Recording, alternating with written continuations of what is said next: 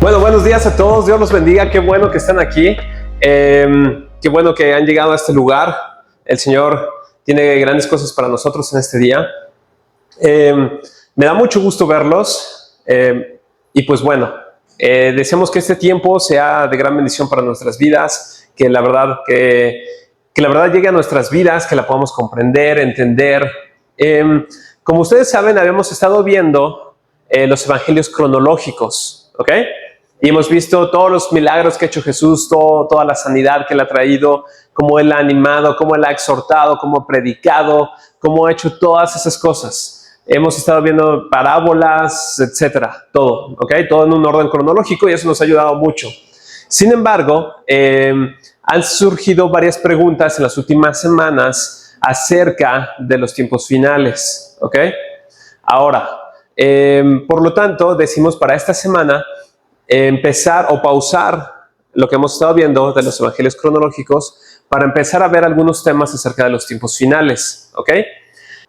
Así como varios hermanos me han estado comentando y preguntando acerca del tema, no sé si ustedes supieron que la semana, ya hace un par de semanas incluso, hubo como un boom en las redes sociales, sobre todo en TikTok y todo eso, que se mencionaba que ya venía el fin del mundo. No sé si alguien se dio cuenta de esa parte.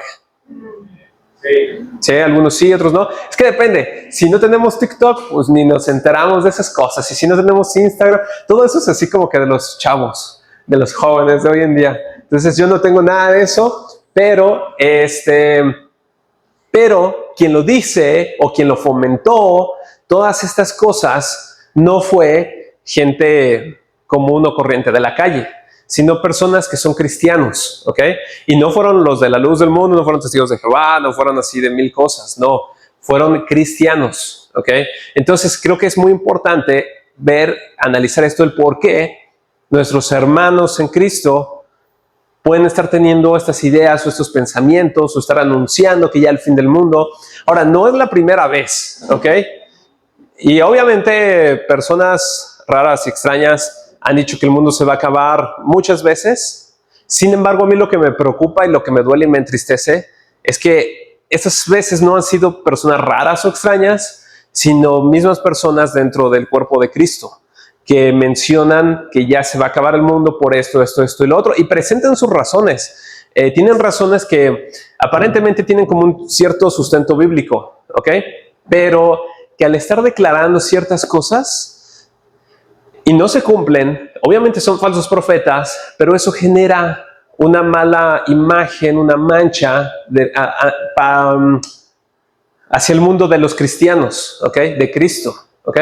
De hecho, quiero mostrarles un video que a mí en lo personal me parece súper triste, muy triste, pero que circula en redes sociales y tiene cientos de miles de likes y de vistas, etcétera, etcétera. Es el otro, que tiene muchas vistas. Y no puede ser que haya gente, y esto es en México, ¿ok? Gente en México que se burle de los cristianos y haga mofa de eso, ¿ok? Nada más para que se den un poco de idea y de contexto, porque obviamente no todos estamos en este mundo de redes sociales, etcétera. Y esto circula así por redes sociales. Y entonces, ¿cuál es la imagen que queda como de los cristianos como tienen sus ideas así extrañas y raras? Y de hecho él no comprende realmente de lo que él está hablando, pero él simplemente habla de lo que observa y de lo que ve. Entonces es muy importante que nosotros tengamos conocimiento bien de las escrituras y de lo que dice la palabra de Dios, ¿ok? Fíjense, el otro video también me causa tristeza, si lo podemos ver. Ahí está. Todos ellos son cristianos. Ese clip en específico, en particular, ese es en Uganda, cristianos en Uganda que salieron ahí al bosque, afuera de sus casas y todo eso, al arrebatamiento. Y pues así sigue. Y de hecho hay clips más largos donde la gente salió, va caminando, y gente que incluso vendió sus cosas, sus casas y todo esto, porque se les dijo que iba a ocurrir el rapto y el arrebatamiento tal día, tal fecha, tal hora, ¿ok? Y no es que estas personas, no es que ellos no tengan fe, De hecho, creo que tienen muchísima fe, porque para el hecho de tú ir y vender tu casa y entregarlo todo y regalar tu dinero y todas las cosas y hacer eso, es porque tienen un montón de fe. El problema es que no tienen un conocimiento de lo que dicen las escrituras tal cual. De hecho, la misma Biblia lo dice, mi pueblo perece porque le falta conocimiento. ¿Ok? Entonces es muy importante, sí, tener nuestra fe, pero también estar estudiando las escrituras y preparándonos. ¿Ok? Y no caer en pensamientos o ideas que tantos predicadores, pastores o gente puede decir incluso dentro del cristianismo, porque tienen su sustento. De hecho, si podemos poner las diapositivas. Fíjense, el sustento de por qué iba a ser el rapto el 23 y el 24 de septiembre, el sustento bíblico, por así decirlo. Y lo digo así como que entre comillas, ¿ok? Y él lo explica, y se los voy a leer, obviamente ya traducido en español, es simplemente la traducción directa. Dice, hay exactamente 77 años desde que Israel se convirtió en una nación hasta el Festival de las Trompetas, y hay otros 7 años exactamente hasta el Día de la Expiación. Nunca en la historia volverán a ser 7 años exactamente otra vez. Gente, despierten, Él viene. Yo creo en este hombre con todo mi corazón. El Señor me lo ha revelado. Esa es la verdad. ¿Ok? Entonces, su sustento bíblico, por así decirlo, es el siguiente. ¿Ok? Y lo explico. Israel, en sus festividades, tiene 7 distintas festividades. ¿Ok? Un día tal vez estudiaremos el libro de Levítico. ¿Ok? Entonces, eso es un conjunto de cosas que arman así como que le agregan aquí y allá. Ustedes también saben que Israel fue otra vez fundado como nación el 14 de mayo de 1948. ¿Sí lo saben? Sí. Ok. ¿Por qué? Porque no existía antes. Bueno, sí existió un tiempo y después desapareció, fue erradicado. ¿Alguien sabe cuándo fue erradicado?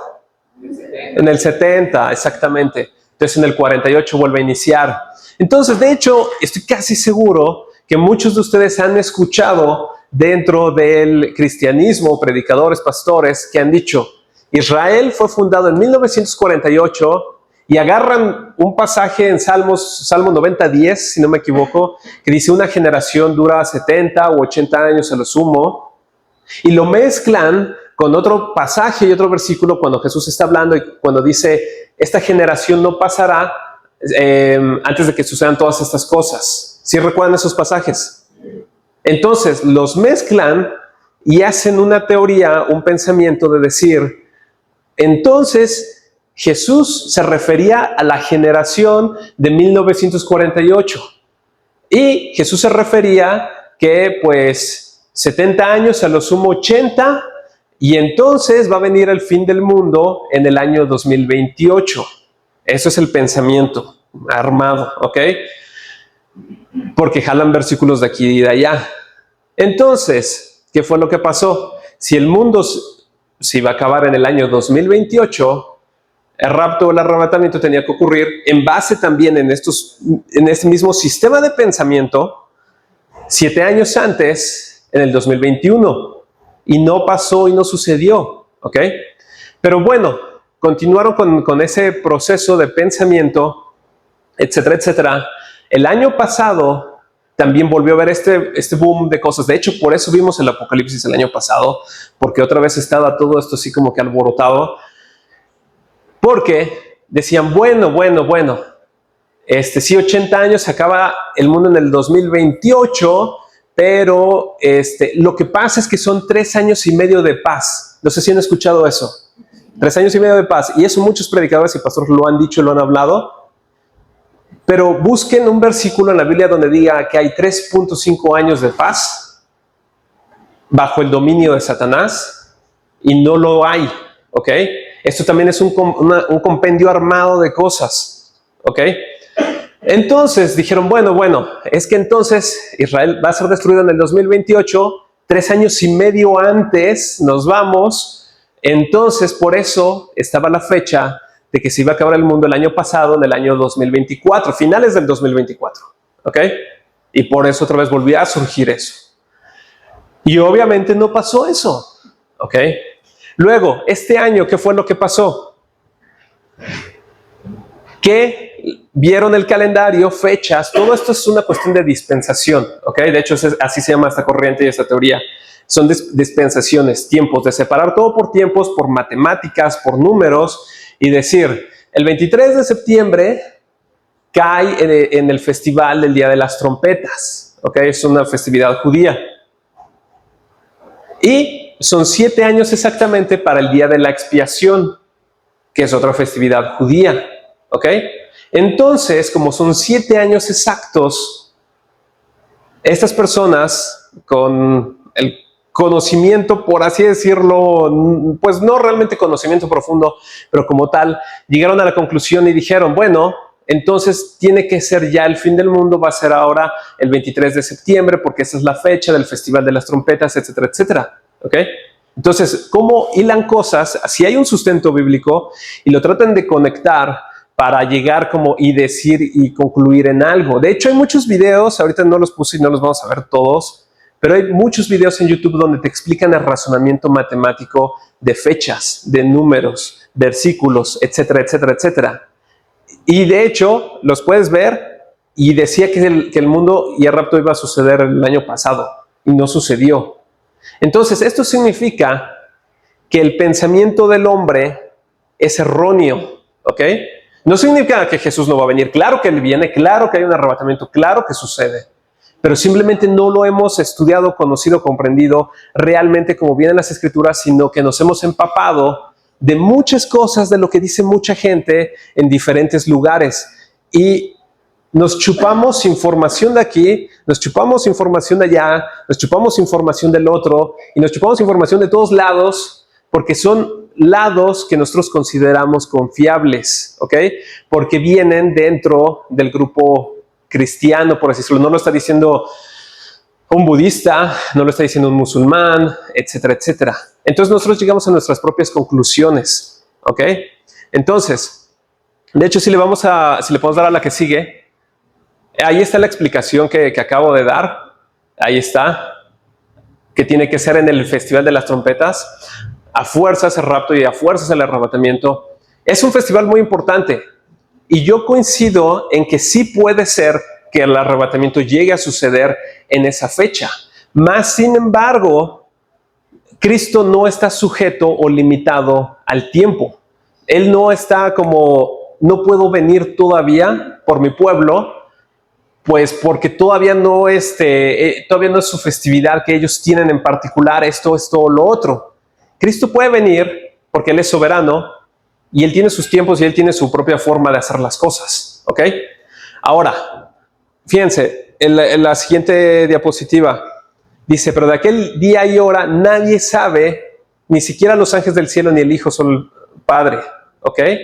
Entonces, cuando nosotros, después de mucho estudio y llegamos a ciertas conclusiones y decir, yo ya sé, así cuándo es el rapto, cuándo es esto, nosotros debemos estar conscientes que estamos contradiciendo directamente a Jesucristo, porque ¿quién dijo esto? Jesús, ¿ok? Nadie sabe, ni siquiera los ángeles del cielo ni el Hijo, sino solo el Padre, ¿ok? Esto también es importante que lo mencione, ¿ok? Todos nosotros, yo incluido, escuchamos muchas predicaciones de muchos pastores en diferentes lugares, ¿ok? En la radio, en Spotify o en YouTube. Y todos nosotros tenemos como personas o gente que admiramos y nos gusta mucho cómo predican o lo que mencionan y lo que dicen, ¿ok? Ahora, es muy importante que nosotros pongamos nuestra fe en la palabra de Dios, no en las personas, ¿ok? De hecho, yo todo lo que yo les diga, no me lo crean nomás porque yo soy el pastor y porque yo se los digo, ¿ok? Ustedes deben de agarrar su Biblia, ustedes deben de estudiar, ustedes deben de revisar las Escrituras, escudriñarlas y encontrar qué es lo que dice, porque la verdad se encuentra ahí en la palabra de Dios, ¿ok? Y entonces sucedió, fíjense, hace varios años, ese es el video de arriba, de hecho viene la fecha, que él había puesto la fecha para la segunda venida de Cristo. ¿Ok? Después, posteriormente, él pidió perdón, y si hay un video donde dice, pues pido perdón porque puse la fecha de cuando viene Cristo, bla, bla, bla, bla, bla. Sin embargo, el año pasado, otra vez, volvió a decir, o sea, años después, volvió a decir que era en septiembre, ¿ok? Y obviamente no fue. Entonces, lo menciono porque nosotros tenemos personas que admiramos, que escuchamos, llámese como se llame, que lo que nos dicen, nosotros lo creemos así tal cual. Ni siquiera lo filtramos. Y debe de haber siempre un filtro, y ese filtro siempre es la palabra de Dios. Y nosotros analizar, nosotros revisar siempre lo que dicen las Escrituras, ¿ok? Había aparecido ahorita en las diapositivas una frase que me gustó mucho, que dice, a Dios no se le imagina. Ahí está. A Dios se le conoce, ¿ok? ¿Cómo podemos nosotros conocer al Dios verdadero? Es a través de la Escritura, a través de su palabra, ¿ok?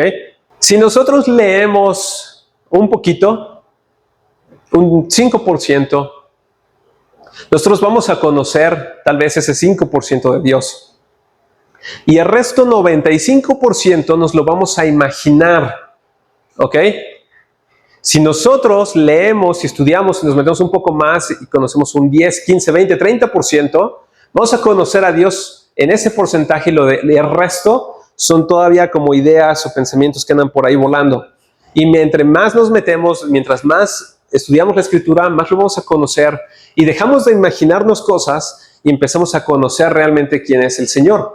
Esto que les voy a mencionar, esto es más como una enseñanza, por así decirlo. Cuando nosotros leemos la Biblia, o la estudiamos, o incluso la predicamos, existen dos formas o dos caminos, ¿ok? Uno es el estudio deductivo de la Biblia y el otro es el estudio inductivo de la Biblia. Son palabras raras y a lo mejor no las entendemos, pero ahorita se las explico. Es muy simple y muy sencillo, ¿ok? Pero nada más para que lo sepamos, cuando vamos a leer la Escritura, hay dos caminos que podemos tomar, el deductivo o el inductivo. ¿Qué significa esto? Ahora sí, si le podemos dar a la que sigue, el deductivo. Aquí está la explicación. Es un método de estudio temático que parte de una verdad general o un concepto y busca en la Escritura pasajes específicos que respalden esa idea, utilizando los detalles para apoyar la conclusión previamente establecida. El método deductivo comienza con una premisa mayor y le aplica un pasaje concreto o tema, reuniendo información de la Biblia para demostrar o confirmar esa premisa inicial. En otras palabras, y de manera más simple y más sencilla, yo llego con mi idea y mi pensamiento y yo digo, Dios es amor, ¿ok? Eso está bien porque eso es una verdad bíblica, ¿ok? Entonces, yo tengo este concepto, esta premisa, este concepto inicial, Dios es amor.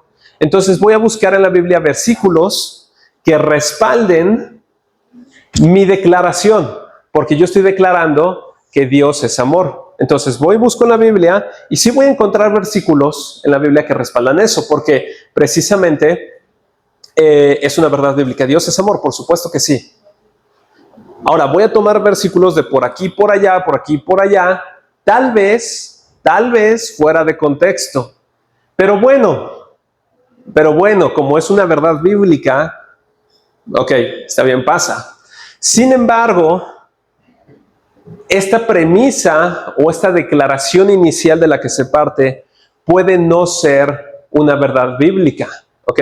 Voy a poner un ejemplo así muy simple, ¿no?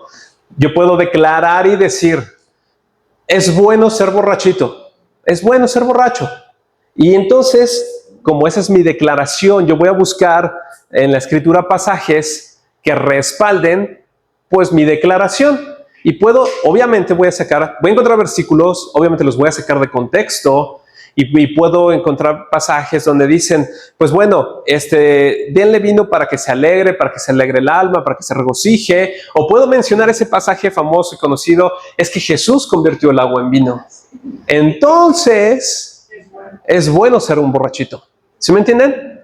Entonces, este método deductivo es bueno, obviamente, si se usa de buena manera.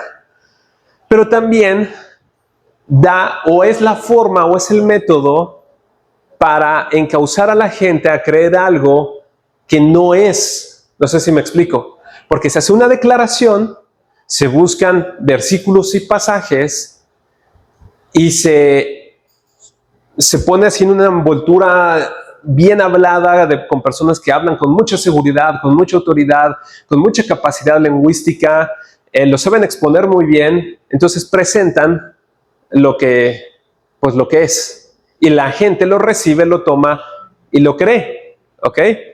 De hecho, así es como funcionan muchas sectas, ¿ok? Ustedes han escuchado muchas cosas que han pasado y atrocidades que se hacen en diferentes sectas. Sí las han escuchado, ¿no? Ahora, obviamente, ahí el funcionamiento, el mecanismo no es, yo les digo porque yo digo y porque yo quiero que es esto y así, y ustedes lo van a hacer. No, la gente no funciona así. Ahí obviamente el líder religioso, espiritual, dice, hace su declaración y empieza a buscar pasajes que sustenten esa parte. La gente obviamente dice, bueno, pues sí, parece que está en la escritura. Pues sí, no, pues ya lo dijo el apóstol, pues entonces, si lo dice el apóstol, pues está bien. Entonces, eso es lo que sucede y así es como funcionan las sectas, ¿ok? Porque utilizan la fe de la gente. Ahora, por ejemplo, estas personas que vimos aquí, que salieron a recibir a Cristo, ahí en el arrebatamiento, etcétera, etcétera, que obviamente no sucedió, esas personas tienen mucha fe. Y obviamente han leído y se les han mostrado pasajes y versículos donde se habla del tema precisamente. Y ellos con su fe, y son cristianos, bueno, tal vez no todos, a lo mejor algunos sí, otros no conozco sus vidas y corazones, pero hay cristianos que ponen su fe ahí en eso y imagínense ellos cómo se sintieron al haber salido, al haber vendido todas sus cosas, entregado todas sus posesiones y ver que Cristo no vino. Tal vez ellos se sintieron engañados, se sintieron tristes, tal vez en vez de dejar de creer en su líder, tal vez dejaron de creer en Cristo porque dicen, bueno, entonces he vivido engañado en toda mi vida, entonces Cristo nunca va a venir. Y entonces suceden un montón de tropiezos y un montón de cosas. ¿Por qué? Porque no ha habido ese conocimiento como tal de las Escrituras, ¿ok? Entonces, esto es muy triste que pase y suceda, pero sucede y pasa, ¿ok? Y además de todo esto de que nos afecta a las personas como cristianos, pues al mundo se le genera una imagen de los cristianos como, así como, pues están medios con sus ideas medios extrañas y raras. Y así, sí de por sí. Pero bueno, entonces, este es el método deductivo. El método inductivo que está en la siguiente diapositiva, que es el otro camino que podemos usar cuando leemos la escritura, ¿ok? Cuando la leemos y cuando la estudiamos, incluso cuando predicamos, ¿ok? El estudio bíblico inductivo se centra en acercarse a la Biblia sin ideas preconcebidas, sino que permite que el texto hable por sí mismo. Se trata de un proceso investigativo que busca descubrir el significado original del texto y cómo aplicarlo a la vida del creyente actual, sin ideas preconcebidas ni juicios subjetivos, ¿ok? En otras palabras, y una forma más sencilla de decirlo es decir, vamos a abrir la Biblia y vamos a ver qué es lo que nos dice, qué es lo que nos habla la palabra de Dios. No la voy a abrir para encontrar lo que yo quiero encontrar, sino que la voy a abrir para que Dios me hable a mí y que Él me muestre lo que hay, ¿ok? Este método inductivo, para darnos un poco más de idea, es lo que nosotros normalmente hacemos cada domingo. Este es el método que yo siempre uso, que ponemos el pasaje y lo vamos revisando. Si se fijan que hasta subrayo cosas. Entonces vamos subrayando y vamos viendo, y de hecho cada semana, nunca les digo, el tema de hoy es tal cosa o así, porque vamos viendo lo que dice la Biblia y nos puede hablar de una forma, nos puede hablar de otra cosa, etcétera, etcétera. De hecho, al final, cuando yo termino de predicar, estoy seguro que unas personas se llevaron algo, otras personas se llevan otra y otras personas se llevan otra cosa. ¿Por qué? Porque es la Biblia hablándonos a cada uno de nosotros, a cada una de nuestras vidas, en base a lo que el Espíritu Santo quiere obrar en nosotros, ¿ok? Entonces, es eso, ver el pasaje, irlo revisando, irlo investigando, entendiendo, etcétera, etcétera. Y importante, ver el significado original del texto, ¿ok? Porque hay un montón de cosas que no nos cuadran cuando nosotros la leemos hoy. ¿Por qué? Porque la estamos leyendo como un mexicano que vive en Guadalajara en el año 2025, ¿ok? Ya casi 2026.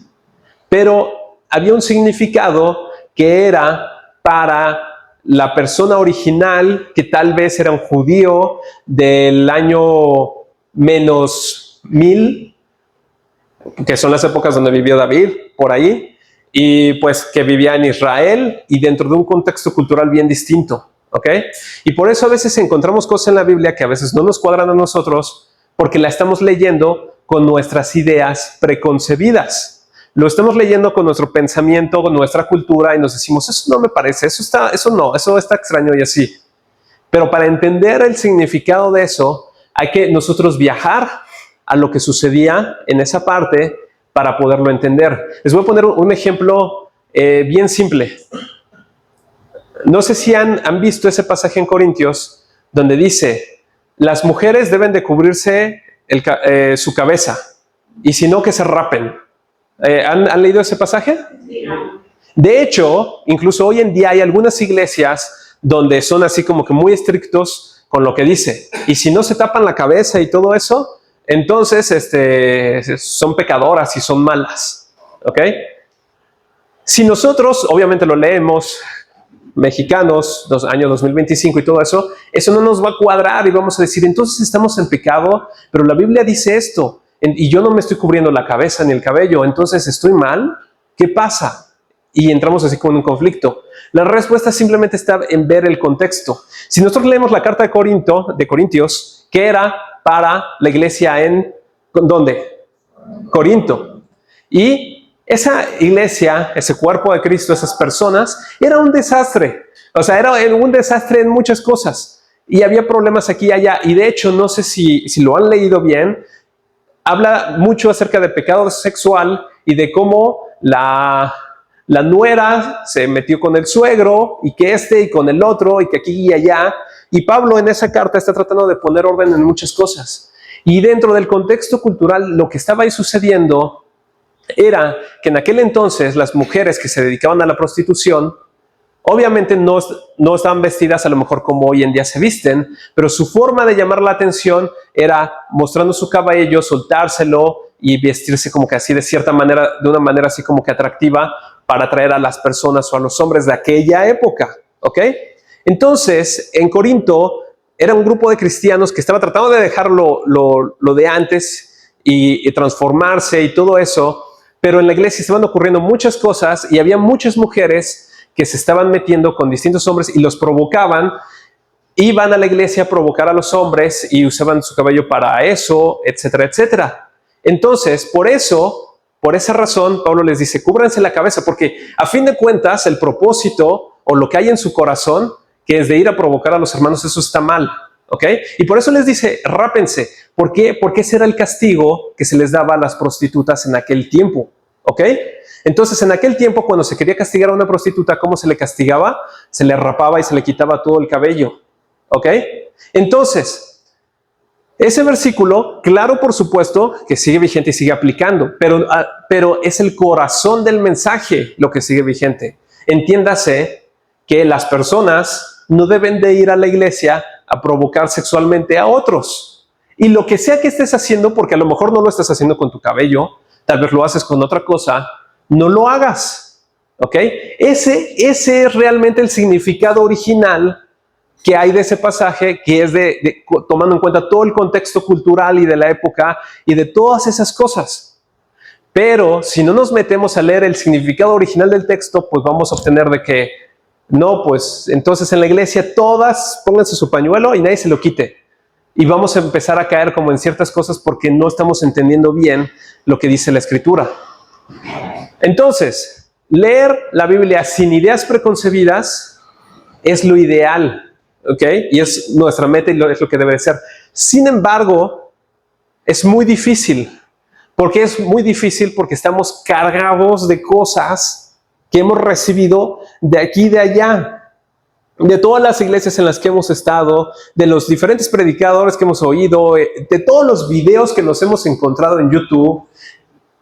Y déjenme decirles, en internet hay muchas cosas buenas y que son de Dios, pero también hay muchas otras cosas que no son de Dios. ¿Ok? Entonces, debemos de aplicar mucho nuestro discernimiento y es difícil. Y yo estuve escuchando un predicador que me encantaba, cómo predicaba y todo, Y empecé a notar ciertas cosas así en sus videos, ciertos detalles, aquí y allá, aquí y allá, aquí y allá. Y fui armando y me di cuenta que realmente lo que él estaba enseñando era una doctrina muy particular y muy aparte. Que sí, tomaba pasajes y los usaba y los explicaba, y es muy bueno para explicar, es buen maestro, pero los usaba para eso. Entonces yo simplemente dejé de ver esos videos de ese predicador porque me di cuenta que tenía como una intención por detrás de algo, ¿ok? Entonces, es muy importante que nosotros aprendamos a discernir todas estas cosas, ¿ok? Ahora, con respecto al Apocalipsis, con respecto a los tiempos finales, estamos igual bombardeados de un montón de información. Y ahí les voy a platicar 4 corrientes principales, por así decirlo. Hay muchas más, pero 4 corrientes que son perspectivas, son teorías sobre cómo ver el Apocalipsis, ¿ok? Y se las voy a explicar brevemente, pero no porque quiera que ustedes se hagan de una. De hecho, de una vez les aviso, ojalá no fueran ustedes de ninguna, ojalá ustedes fueran 100% bíblicos y no apegarse a una corriente, pero se las explico porque esto les va a dar la capacidad de que cuando escuchen a alguien, entender de dónde viene esa parte, ¿ok? Ahora, traigo aquí un ejemplo. ¿Sabe de qué equipo es? De Real Madrid, si lo ubican. Esta playera, ¿alguien sabe de qué equipo es? El América. Esta playera, ¿de qué equipo es? De la Roma, exactamente. Esta playera, ¿de qué equipo es? Tigres, exactamente. Fíjense, ahorita que iba sacando las playeras, este es un buen ejercicio y ejemplo. No sé si a lo mejor a alguno de ustedes se le movió algo por dentro. Así como que se le encendió, ya sea de tristeza, de enojo, de frustración, de ira o de alegría o de gozo, pero hubo algo que se removió adentro de nosotros. Ok, ¿por qué? Porque nosotros pertenecemos a uno, tal vez. Tal vez nosotros pertenecemos a este y nosotros tenemos la playera así bien puesta. ¿Y qué es lo que pasa?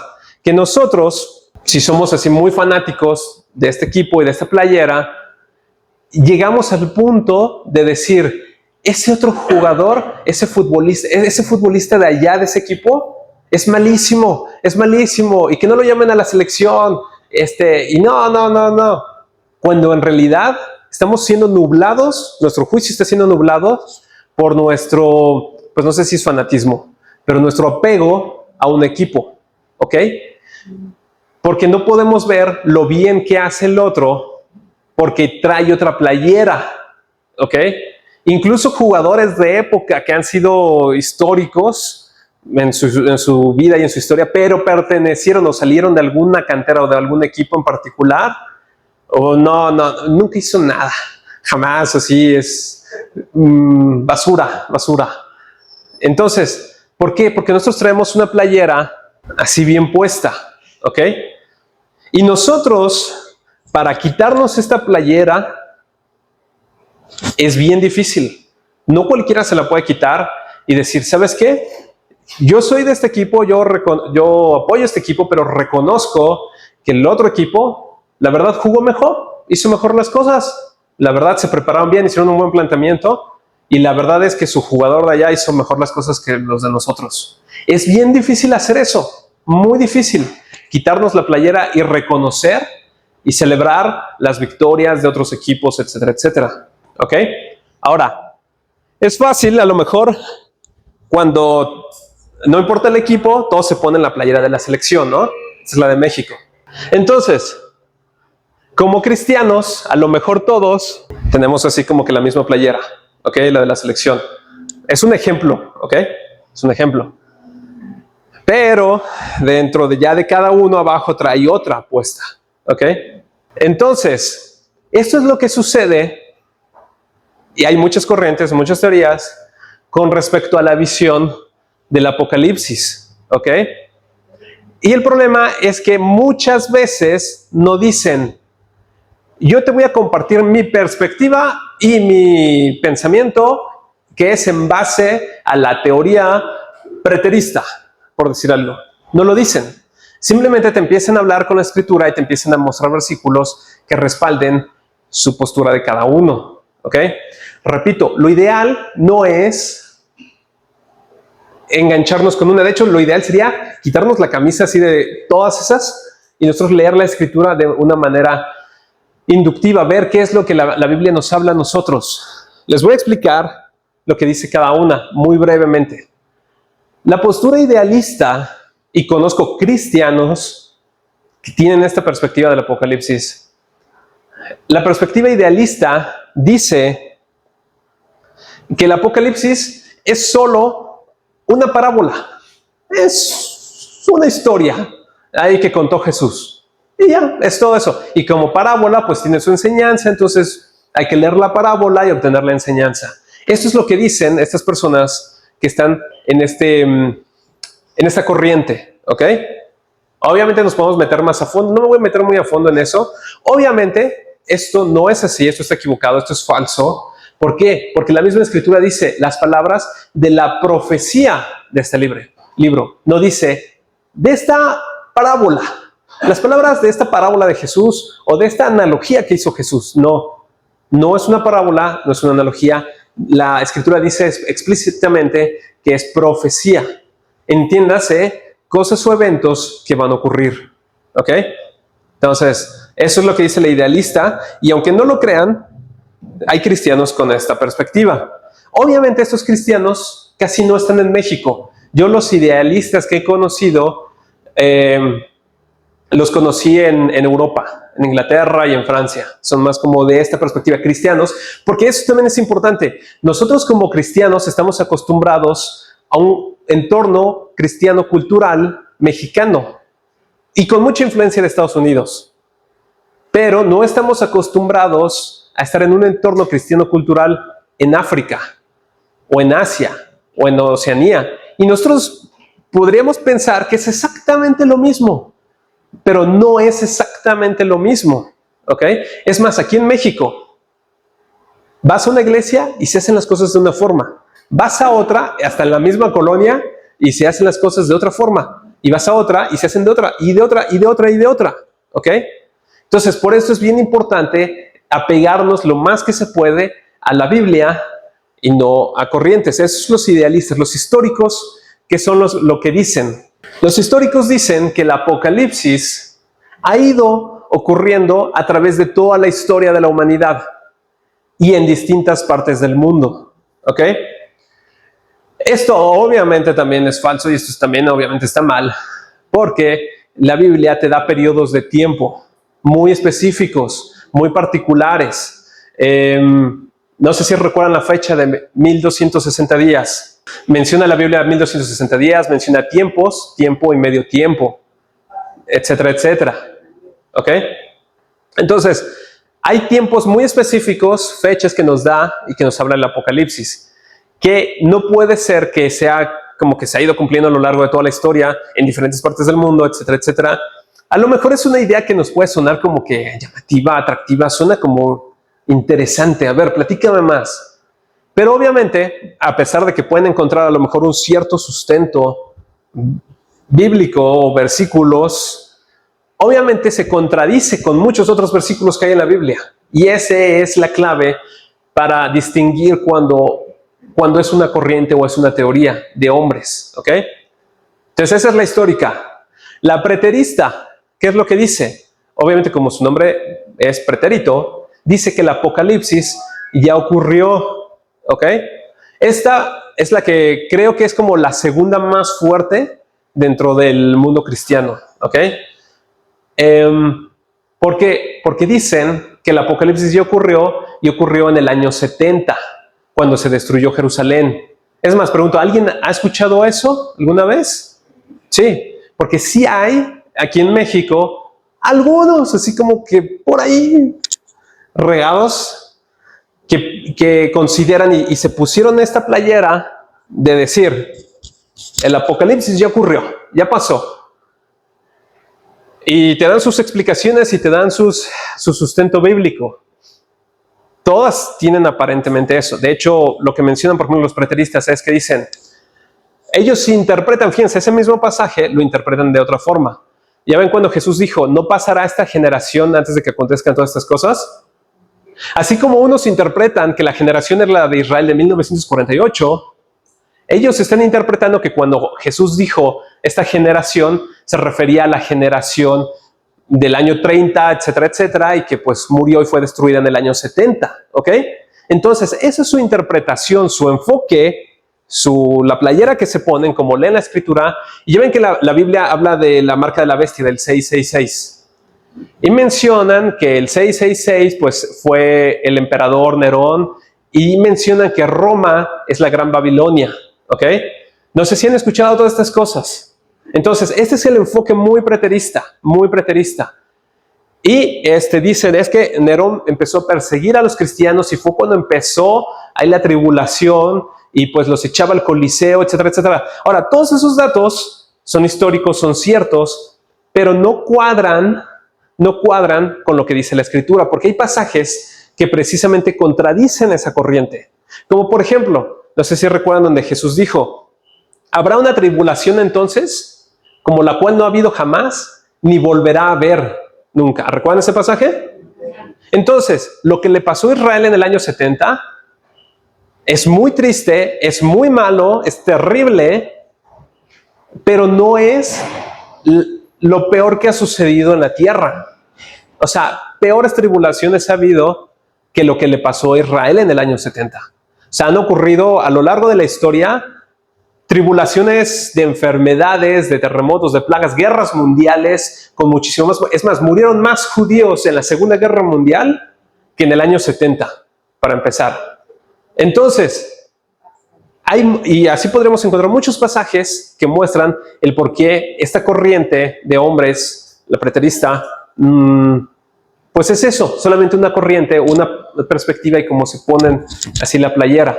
Obviamente, nosotros nos chupamos ideas de aquí y chupamos ideas de allá y todo esto y tenemos un compendio de cosas y estamos así con la cabeza bien revuelta y nos complica el entender el Apocalipsis. Cuando el Apocalipsis es súper sencillo de entender, de verdad. O sea, si nosotros leemos la Biblia y hemos leído desde Génesis completo, obviamente cuando digo es sencillo de entender es porque hemos leído Génesis, Éxodo, Levítico, Números, no porque agarramos Apocalipsis y lo queremos leer así nomás de buenas a primeras, sin orar y sin nada, es lo primero que leo y ya le voy a entender. Pues no, a lo mejor ahí sí no lo vas a entender, pero es sencillo si conoces a Dios, si vas estudiando la Biblia y llevas un proceso y se puede entender el Apocalipsis, puede entenderse porque para eso lo dejó Dios. Si Dios no quisiera que lo entendiéramos, pues ni nos deja su palabra. Pero su palabra es para que nosotros la comprendamos, la estudiemos y lo conozcamos a Él, ¿ok? Me voy a poner esta ahorita, porque sigue ahora la futurista. La futurista, me gusta el título, ¿ok? El título puedo decir que me gusta porque menciona que es algo que va a ocurrir en el futuro. Y hasta ahí, súper bien, ¿ok? Sin embargo, una cosa es el título y otra cosa es lo que se menciona y se desglosa dentro de, ¿ok? No sé si ustedes han visto videos en YouTube con un título, le pican y dicen, esto no era. Sí les ha pasado, ¿no? Eso es clickbait, así como que nomás para que le piques, te metas, ya viste el video de 30 minutos y no salió lo que tú querías ver y no era el tema. Entonces, es igual así pasa. El título es futurista y me parece muy bueno y me parece acertado. ¿Ok? Ahora, dentro de este título futurista se desglosa la teoría dispensacionalista. ¿Alguien ha escuchado que se menciona la teoría de la dispensación? ¿Alguien ha oído alguna vez eso? ¿Sí? Ok. Entonces, la dispensación, les voy a explicar un poquito de eso. ¿Alguien lo conoce? Ok. Ese señor se llama Nelson Darby. ¿Ok? O su nombre completo, John Nelson Darby. ¿Ok? Él era europeo. Bueno, más bien británico. Es que a los británicos no les gusta decir que son europeos porque ellos dicen, a mí no me digas europeo, o sea, yo soy británico. Entonces, él era allá británico, tenía sus propios pensamientos, sus propias ideas, y él dijo, pues les voy a poner por escrito todas. Y yo voy a poner así como, voy a desarrollar el cómo yo veo las cosas, el cómo yo considero que son, en lo que, pues a mí me parece que es. Entonces lo empezó a poner por escrito y tuvo un boom muy fuerte en Estados Unidos. Y esto estoy hablando no en en el año 30 o algo así. Esto fue por ahí del año 1900, ¿ok? 1900 por ahí, cuando empieza este boom, ¿ok? De hecho, ustedes pueden sacar sus teléfonos si quieren y pueden buscar quién es el padre de la teoría de la dispensación. Y les va a aparecer, lo pueden buscar ahí, se los dejo de tarea. Busquen quién es el padre de la teoría de la dispensación. Les va a aparecer este señor, John Nelson Darby, ¿ok?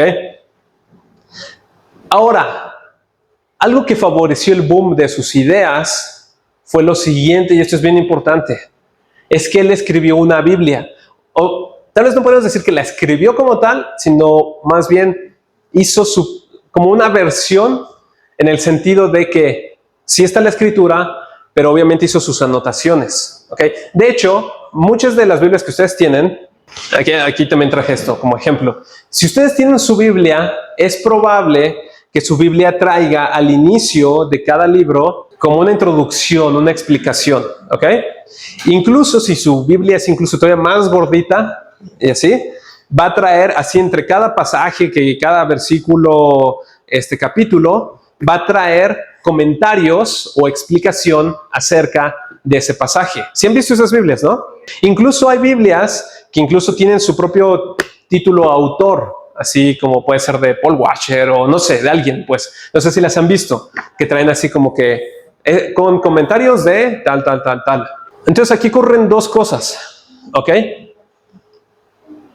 Que cuando nosotros tenemos una Biblia de esas, puede ser, la primera opción es que no hay discernimiento entre lo que es la escritura y lo que es el comentario, o los títulos o subtítulos. No hay un discernimiento, ¿ok? Y creemos y consideramos que pues mira, aquí dice esto, pero no es la escritura, no es el pasaje, sino es el comentario que viene ahí, ¿ok? Y no hay un discernimiento. O opción 2, sí hay un discernimiento y decimos, esto es la escritura y esto es el comentario de fulanito de tal o de la empresa tal o de la editorial tal, ¿ok? Sí hay un discernimiento. Pero decimos, pues sí, no es la palabra de Dios, pero este predicador me gusta, es buenísimo. Entonces, si él dice esto, pues esto es. Pues porque él lo dice. Y ya, y así nos lo quedamos. Y vamos interpretando todos los pasajes en base a los comentarios y lo que dice ahí. Obviamente hay pasajes y comentarios muy buenos y que nos ayudan muchísimo, ¿ok? No quiero decir que todo eso esté mal. Pero debemos de estar conscientes y tener el discernimiento de que la persona que escribió esos comentarios o la editorial o ese grupo pertenece a una corriente o a un enfoque. Y muchas veces no dicen, esta Biblia trae comentarios con el enfoque de tal corriente, bla, bla, bla, bla, bla, bla, sino simplemente los ponen y ya, ¿ok? Entonces, es muy importante que nosotros tengamos ese discernimiento de qué es lo que sí es la escritura y de qué es los comentarios. Entonces, porque fue precisamente lo que pasó aquí, él hizo una Biblia que se llama Scofield, ¿ok? Obviamente no es que él escribió la Biblia, pero le puso sus comentarios, etcétera, y se armó y todo eso. Y esa Biblia tuvo mucho boom, tuvo mucho éxito en Estados Unidos, ¿ok? Y se empezó a esparcir por Estados Unidos, diferentes estados, etcétera, etcétera. Ahora yo les pregunto a ustedes, los misioneros que trajeron el Evangelio aquí a Cristo, los misioneros, ¿de qué país son? La mayoría de Estados Unidos. Yo en lo personal no me ha tocado conocer un misionero que vino de Uganda, por ejemplo. A lo mejor puedo conocer un misionero que vino de paseo unos días y que a lo mejor hizo una conferencia y después se fue. Pero un misionero que haya trabajado y se haya quedado aquí en México a lo largo de los años y que haya fundado iglesias, los que conozco son de Estados Unidos, en su mayoría, ¿ok? Ahora, y esto es algo que no se nos dice muchas veces, pero obviamente los misioneros de Estados Unidos al venir, y todo esto se los menciono, porque a lo mejor esto les va a ser como un shock, porque a lo mejor no lo saben, no lo sabían, no lo sé. La mayoría traía el enfoque dispensacionalista, ¿ok? Traían esta doctrina y esta corriente de John Nelson Darby. De hecho, yo fui enseñado todo bajo esta doctrina de John Nelson Darby. ¿Ok? Yo fui enseñado así. ¿Ok? Sin embargo, a mí jamás me dijeron, te vamos a enseñar la corriente, la doctrina de Darby, él cómo ve las cosas y sus perspectivas, y se llama teoría de la dispensación. Jamás, nunca en la vida me lo dijeron así. Simplemente me enseñaban la escritura en base a ese enfoque, con esa playera puesta, así tal cual, así me lo enseñaron. Entonces, de tal manera que conforme empieza a pasar el tiempo, y de hecho yo escuchaba a varios predicadores y había cosas como que no me cuadraban, no me coincidían, y yo tenía dudas y yo decía, bueno, es que tal vez es porque yo no he leído toda la Biblia y ellos sí. Y pues tal vez un día yo voy a comprender y voy a conectar todas las cosas. Y había muchas cosas que no me cuadraban de esa teoría de la dispensación. Pero después seguí estudiando. De hecho, decidí prepararme. Fui a estudiar. Y curiosamente nadie nunca me lo dijo nada, sino que fue a través de estar estudiando la escritura, me di cuenta que todo lo que a mí me habían enseñado acerca del Apocalipsis era la corriente teoría de la dispensación. Eso para mí fue un shock, así duré como un año choqueado de eso, así, y no estoy bromeando. Y el segundo año, que ya no estaba choqueado, lo estaba como que procesando, estaba como que en ese proceso de digerir esa parte. Y fue para mí como muy fuerte esa parte. Y ojalá yo hubiera querido, ojalá, que por lo menos cuando me lo enseñaban me hubieran dicho, es la teoría de la dispensación. Hay 4 corrientes, te estoy enseñando una, la de Darby, la que yo considero que es mejor, y por bla, bla, bla, bla, bla. Ojalá me lo hubieran dicho así, pero no me lo dijeron. ¿Ok? Entonces, lo menciono no para compartirles mi triste historia o mi testimonio ni nada de eso, sino porque es posible que muchos de nosotros tengamos o traigamos o carguemos con todos estos pensamientos de la teoría de la dispensación. ¿Ok? Obviamente, como les dije, no nos iba a dar tiempo el día de hoy y ya voy a acabar. Vamos a ver con la escritura qué es lo que dice la escritura realmente sobre este tema específico de rapto, y vamos a empezar a ver todo Apocalipsis otra vez, versículo por versículo, así como lo vimos la vez pasada y que hemos estado viendo los evangelios cronológicos. Lo vamos a ver para tratar de desglosar un poco más y profundizar un poco más y tratar de leer la Biblia de manera inductiva, diciendo, voy a abrir la Biblia sin mis ideas preconcebidas, sino ver qué es lo que dice la escritura y ver eso, ¿ok? Porque es precisamente algunas cuestiones de lo que dice la teoría de la... Es más, les podría dejar de tarea que ustedes investiguen qué dice la teoría de la dispensación, y cuando lo investiguen y lo encuentren, te les van a llegar al shock de decir, ah, caray, yo soy dispensacionalista y no lo sabía. Entonces, si al final de todo esto, de ver las corrientes y de explicar y ver lo que dice la Biblia y la escritura, si al final de todo alguien dice, yo quiero ser idealista, yo quiero ser preterista, yo quiero ser dispensacionalista, cada quien tiene la libertad de decidir lo que quiera hacer, ¿ok? Yo les aviso, yo como predicador y pastor no puedo enseñar ninguna corriente, ninguna dispensación, ni ningún preterismo, ni ningún idealismo. No puedo, porque mi llamado es predicar la palabra de Dios tal cual como está.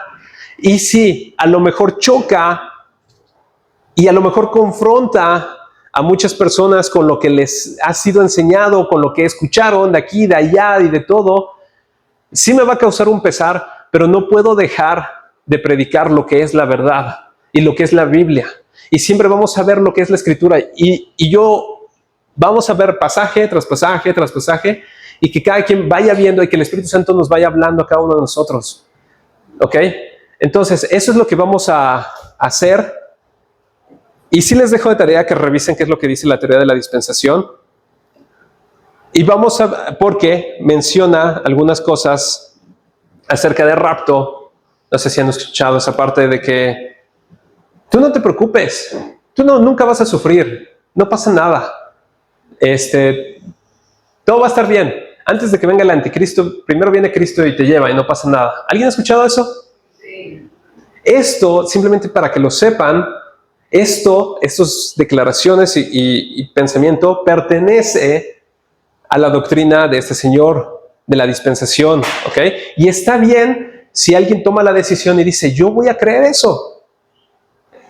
Cada quien puede creer lo que quiera, porque a fin de cuentas Cristo se va a manifestar y Él va a hacer su obra como Él quiera, independientemente de si nosotros nos gusta, no nos gusta, nos parece, estamos a favor, en contra o lo que sea. Cristo hace su obra con nosotros, sin nosotros o a pesar de nosotros, siempre. ¿Ok? Y Cristo siempre nos avisó, siempre nos dijo, van a tener aflicción, van a ser perseguidos, van a pasar por tribulación. Siempre nos ha dicho, incluso dijo, en el mundo tendrán aflicción, pero confíen, porque yo he vencido el mundo. Entonces, nunca nos está diciendo que nunca vamos a tener problemas, ni que nunca vamos a sufrir. Al contrario, siempre nos lo avisó. Pero nos está diciendo que confiemos en Él a través de todos los problemas y a través de todas las pruebas y a través de todas las situaciones. Y a lo mejor lo que nosotros queremos escuchar es, no vamos nunca a sufrir nada. Eso es lo que nos encanta oír. Y por eso algunas corrientes tienen como que pegue con algunas cosas que nos hacen clic, que nos gusta.